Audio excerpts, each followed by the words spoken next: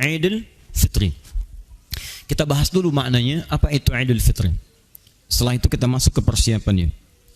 Id itu artinya kembali, pulang, kembali ke asal. Ya, saya ulang, kembali ke asal mula. Karena itu saat kita kembali kepada Allah Subhanahu wa taala, asal pulangnya, asal tempatnya disebut dengan ma'ad. Waktunya disebut dengan mi'ad. Karena itu ada ayat dalam Al-Quran, misal surah ketiga Ali Imran, ayat yang ke-9.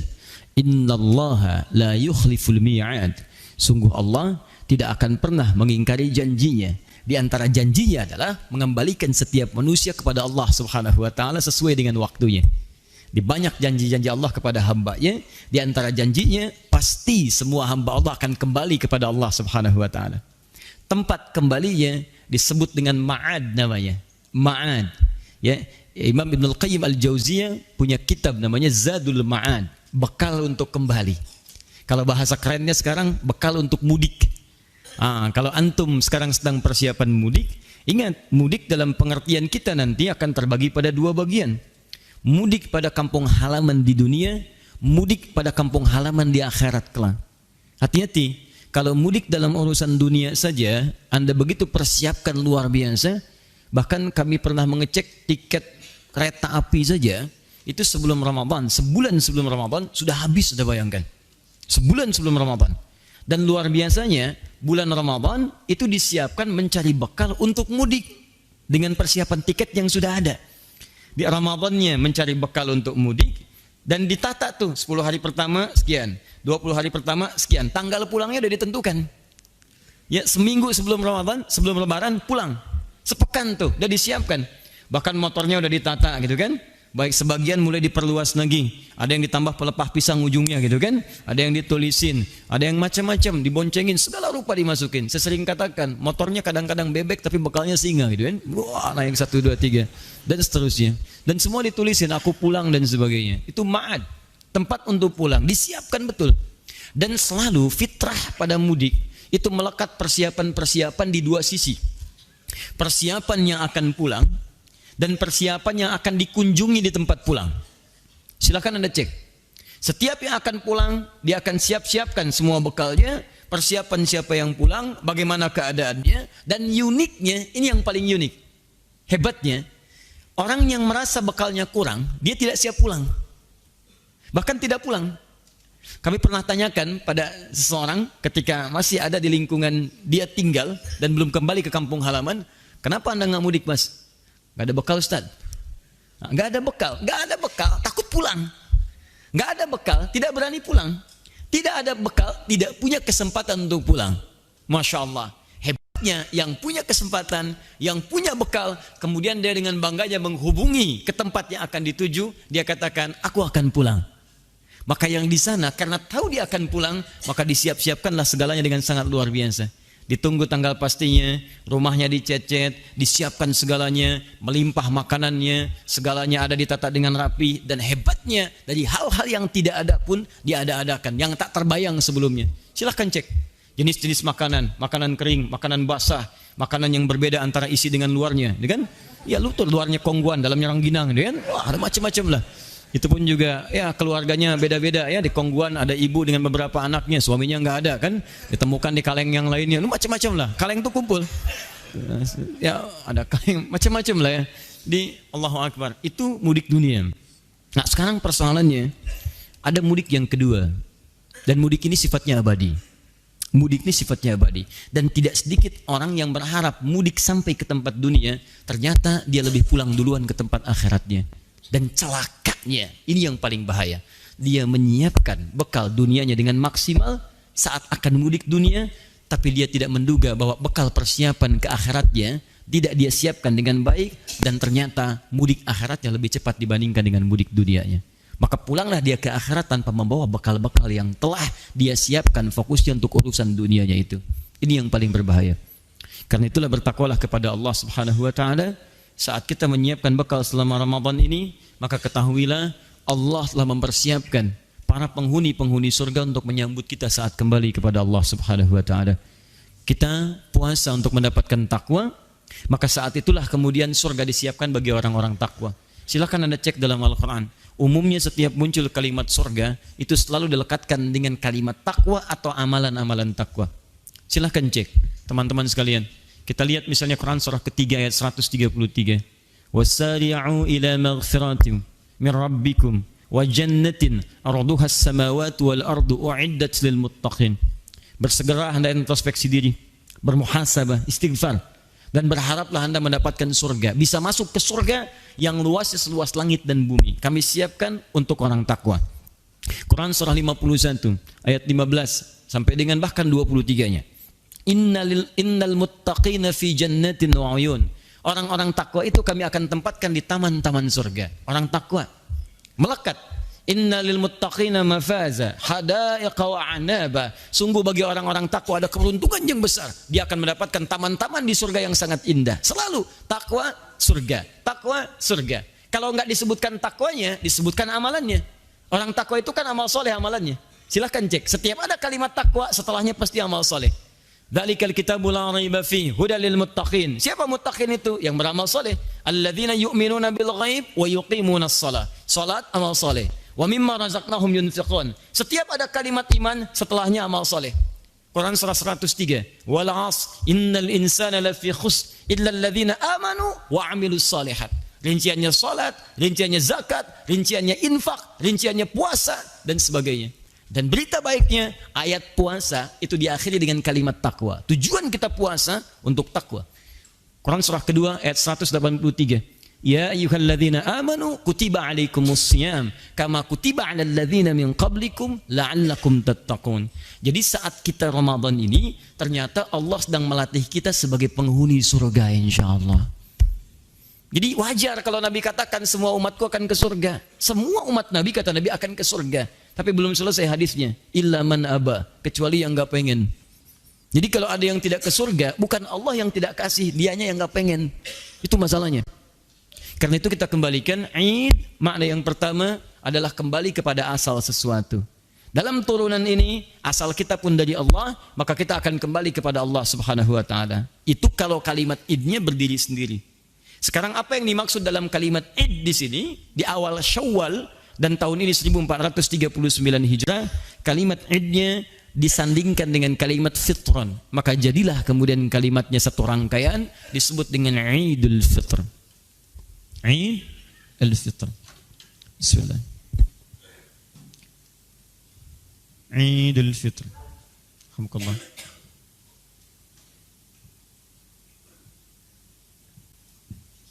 Id ini asal mula atau asal kebiasaan. Asal mula atau asal kebiasaan. Tahan. Al-Fitrah. Ini yang harus Anda hati-hati. Al-Fitrah itu punya dua makna utama. Punya dua cabang makna utama.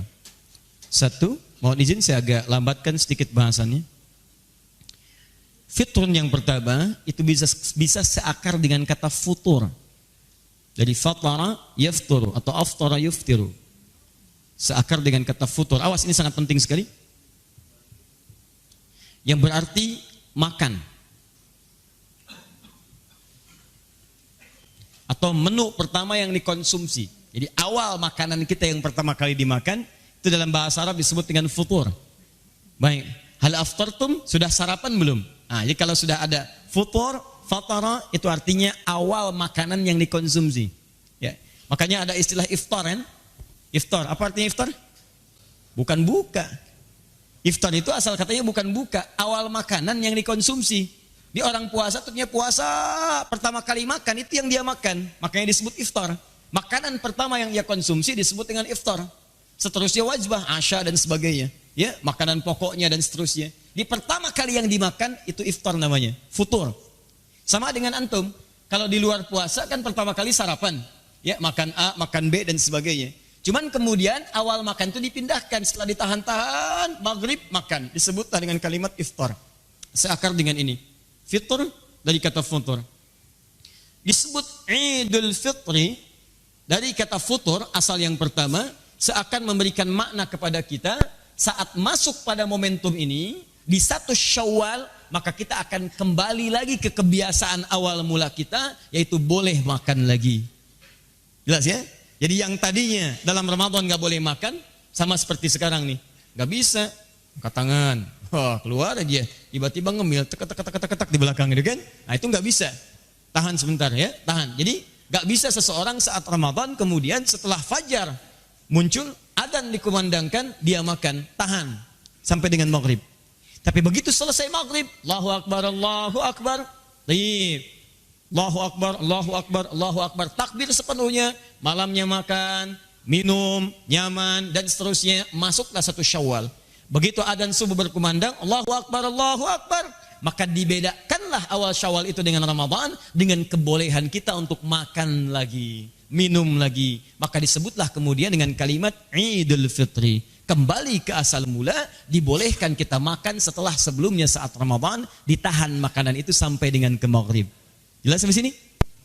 Maaf, apakah setiap orang yang masuk kepada 1 Syawal sudah punya makanan untuk dimakan? Anda jangan mengukur dengan keadaan Anda yang sudah disiapkan. Barangkali dari sekarang Anda sudah kesiapkan, bukan cuma ketupatnya, daunnya udah Anda cari, gitu kan? Bahannya udah Anda siapkan, ayamnya udah disiap-siapin, dikasih tahu lagi, siap-siap ya. Oh, kamu kandidat tahun ini, kandidat luar biasa. Semuanya ada. Tapi ada segolongan orang yang ketika akan bertemu dengan 1 Syawal, dia berpikir, saya makan apa ya? Yang lain sudah siap, yang lain perangkatnya ada. Sementara saya belum mendapati apapun. Maka syariat kemudian memberikan tuntunan kepada setiap orang, dalam setiap persiapan kepada 1 Syawalnya, disiapkanlah kemudian dorongan-dorongan untuk berbagi, yang dengan berbagi itu memberi kesempatan pada sebagian kawan-kawan kita yang belum tentu mendapati makanan di awal Syawalnya, untuk disiapkan sehingga mereka bisa merasakan makanan yang sama dengan kita. Jangan sampai begini, kitanya makan, dia puasa. Makanya Allah mengharamkan lewat Rasulnya, haram puasa di hari ini, kamu makan. Dan Anda harus hapuskan sebagian orang yang mengharamkan dirinya. Maksudnya mewajibkan dirinya untuk puasa, gak boleh. Maka keluarkan, bantu dia, keluarkan dengan tulus. Sesuatu yang dikeluarkan dengan tulus, diberikan sampai pada orangnya, disebut dengan zakat dalam istilah agama kita. Utu, ati, keluarkan dengan tulus. Zakat, sesuatu yang bertambah nilainya. Ya, az-zakat fil lugha, zakat dalam pengertian bahasa itu bisa berarti sesuatu yang bertambah, sesuatu yang berkah, sesuatu yang berkembang. Seakan Allah ingin katakan, hei, ayo tambah lagi manfaatnya. Berikan berkah pada hartamu. Bagi orang yang belum bisa mendapatkan makanan pada awal Syawal. Maka kita keluarkanlah saat akhir-akhir Ramadan apa yang disebut dengan zakatul fitri namanya. Nih, zakat fitri dari kata futur. Maka bentuk yang diberikan dari zakat fitri itu sifatnya makanan. Ini poinnya. Dan Anda boleh titipkan pada penyalur zakat titipan Anda, misal saya nggak bisa nih kalau langsung beli beras dan seterusnya, maka Anda titipkan dalam bentuk uang misalnya, maka pengelola kemudian mengalihkan uang itu dalam bentuk makanan yang siap untuk diteruskan kepada orang-orang yang berhak untuk menerimanya. Baik Ustaz, boleh nggak kasih beras? Boleh, tapi Anda mesti pikirkan bagaimana dia masak beras itu. Gak mungkin sebelum berangkat sholat dia ngunyah beras, tok batal gitu kan? Gak bisa. Zaman Nabi itu wajar ngasih kurma, kurmanya dimakan gak dimasak lagi. Gak ada orang Arab menerima kurma misalnya, wah direbus dulu nih, kurma rebus, gak ada. Ya, gak ada, orang makan kurma itu langsung jadi. Makanya dalam konteks ini bisa Anda berikan tidak hanya berasnya, Anda satukan dalam bentuk sembako misalnya. Masya Allah, di dalamnya ada berasnya, dalamnya ada sardennya, dalamnya ada sebagian makanan tertentunya. Jadi begitu dia masuk kepada momentum dekat ke Idul Fitrinya, setelah menunaikan salat subuhnya, ada sunnah yang akan kita bahas nanti, makan. Masya Allah, sebelum berangkat sunnah makan. Dan makannya berpahala lagi. Masya Allah. Berpahala. Makan setahun sekali Pak. Setahun sekali makannya langsung ada pahalanya. Itu Idul Fitri itu. Jadi sebelum berangkat makan dulu berpahala. Anda nggak makan nggak dapat pahala Anda. Makan. Nanti kita akan lihat sunnahnya. Ya. Itu yang saya katakan. Sudah enak dapat pahala lagi. Ini satu ya. Tahan. Saya agak pelan-pelan. Jadi kalau saya lebih mengarahkan zakat fitri itu, kalimatnya menggunakan fitri diarahkan kepada bentuk makanan. Walaupun dititipkan dalam bentuk uang, tetap kemudian dialih fungsikan kepada makanan. Karena pokok esensi dari zakat fitri itu memberikan makan. Ingat, bukan bekal yang lain. Kalau yang lain silahkan titipkan lewat infak, zakat mal. Boleh. Jadi nanti zakat mal satukan dengan misalnya sembakonya, kemudian berikan kepada yang berhak. Jadi dia punya untuk makanannya, punya untuk yang lainnya juga. Tapi jangan menukarkan fungsinya. Hati-hati, ya hati-hati. Anda kasihkan uang, dia belikan rokok nanti, dia kan? Atau beli pulsa. Gak apa-apa Ustaz, lapar gak ada masalah. Yang penting pulsa ada. Allahu Akbar. Hari ini handsome tidak penting, yang penting handphone. Nah itu yang repot. Balik ke sini. Catat ini. 2. Fitri juga bisa seakar dengan kata fitrah. Fitratun. Fitrah. Saya agak pelan-pelan ya. Bismillah. Fitri juga seakar dengan kata fitrah. Atau apa itu fitrah? Fitrah itu punya dua arti. Dan ini esensi yang paling utama yang akan kita coba uraikan. Dan ini sangat erat kaitannya dengan Ramadan. Kalau yang tadi aspek fisikal, jadi secara fisik kita kembali makan. Ini yang kedua yang metafisik. Dan ini yang sebetulnya lebih dituntut dalam keadaan kita saat latihan Ramadan. Fitrah itu punya dua arti. Pertama, jika disebutkan fitrah, artinya sifat cenderung mendekat kepada Allah. Sifat cenderung mendekat kepada Allah. Kalau dalam konteks beragama, fitrah itu dorongan kuat untuk menegakkan nilai-nilai syariat, nilai agama. Karena cara kita untuk mendekat kepada Allah yaitu dengan bersyariat. Salat itu syariat. Baca Quran itu syariat. Infak itu syariat. Jadi kalau orang ingin dekat dengan Allah, kerjakan nilai-nilai syariat. Rajin salat, rajin infak, rajin baca Al-Quran. Maka muncullah kemudian keterangan di Quran surah ke-30 Ar-Rum ayat yang ke-30. Perhatikan ayatnya. Fa'aqim wajhaka lid-dini hanifa. Fa'aqim wajhaka lid-dini hanifa. Perhatikan baik-baik. Kalimat awal ayat ini dibuka dengan huruf fa. Sesuatu yang menunjuk dengan cepat. Makna cepat. Harfu atfid rabitin baina syai'aini bila hudud. Huruf yang merangkai dari dua peristiwa yang dikerjakan dengan cepat tanpa jeda. Fa'aqim wajhaka. Hei orang-orang yang sudah terlibat dalam kehidupan dunia. Aqim wajhaka lid-dini hanifa. Hadapkan sepenuhnya dirimu pada ketentuan agamamu dengan cara yang benar. Din. Awas tahan. Fitratallahi allati fataran nasa 'alaiha. Teruskan ayatnya. Fitratallahi allati fataran nasa 'alaiha. Itulah fitrah yang telah Allah tetapkan bagi setiap manusia, bagi semua manusia. Itulah fitrah yang telah Allah tetapkan bagi seluruh manusia. Jadi semua manusia itu, mau besar, mau kecil, mau tua, mau muda, mau laki-laki, mau perempuan, dalam jiwanya ada kecenderungan untuk mendekat kepada Tuhan. Dalam dirinya ada kecenderungan untuk mendekat kepada Allah Subhanahu wa taala. Dia mencari jalan. Bagaimana cara mendekat kepada Allah? Kata Allah, jalan satu-satunya Anda tunaikan ketentuan ad-din. Itulah fitrah. Nggak ada namanya manusia yang tidak punya kecenderungan pada Tuhan, itu nggak ada. Sebetulnya nggak ada istilah ateis itu.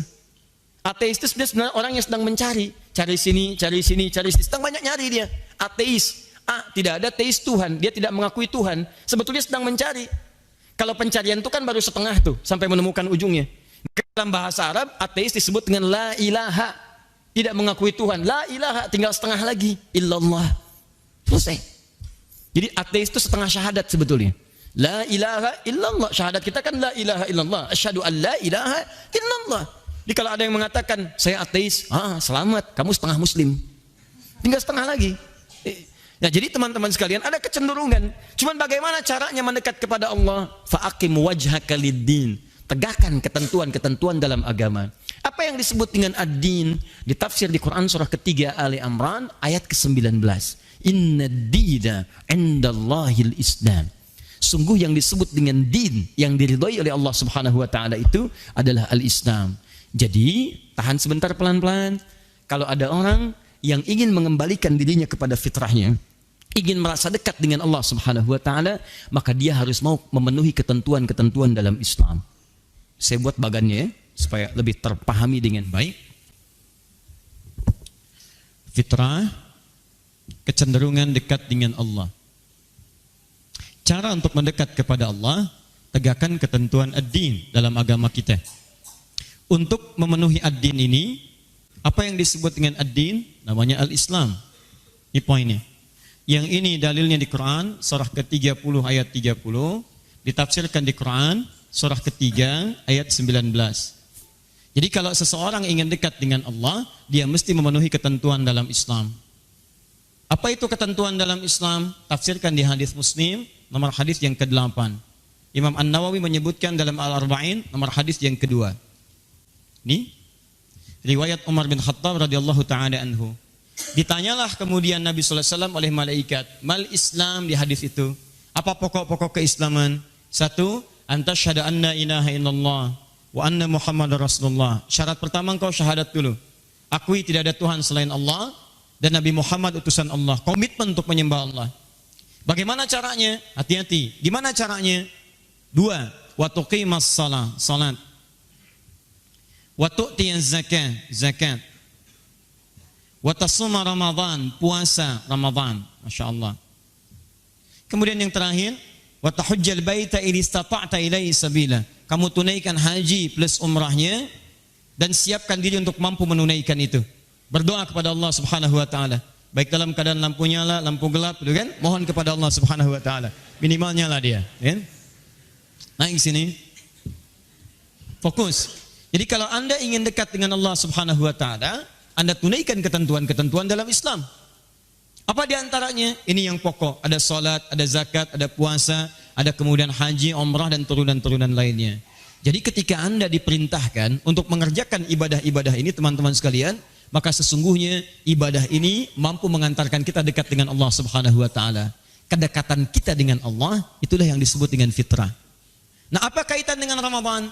Ternyata Masya Allah, ketika diperintahkan puasa Ramadan ini, puasa Ramadan adalah di antara amalan yang menghimpun berbagai jenis ibadah dalam Islam yang membuat kita lebih dekat dengan Allah Subhanahu wa taala.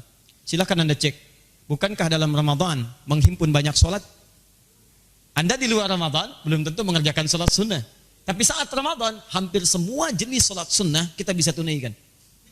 Silakan evaluasi dari hari pertama sampai hari 29. Demi Allah saya katakan, Anda pasti akan mengalami peningkatan dalam perihal sholat yang dikerjakan. Rawatib minimal akan dikerjakan. Malamnya mengerjakan tarawih. Kalau di luar Ramadan kan itu sama dengan qiyamul lail, sama dengan tahajud. Tapi Anda kerjakan saat Ramadan, silahkan cek. Bahkan kalau ketinggalan bisa gelisah kita. Jenis zakat, zakat yang wajib. Zakat itu wajib. Sunnahnya ada infak, ada sedekah. Di luar Ramadan, Anda kejar zakat. Saat Ramadan bukan cuma zakat, infak maju. Sedekah berkembang. Silahkan cek. Bahkan kotak Al-Ihsan nambah tuh. Di luar Ramadan 1 juta. Ramadan 3 juta, 4 juta. Masya Allah. Penceramah nggak datang udah khawatir nih. Aduh kotak macet. Tengah-tengah tuh. Itikaf naik 10 juta dan sebagainya. Itu luar biasa. Jadi berkembang lagi. Silahkan.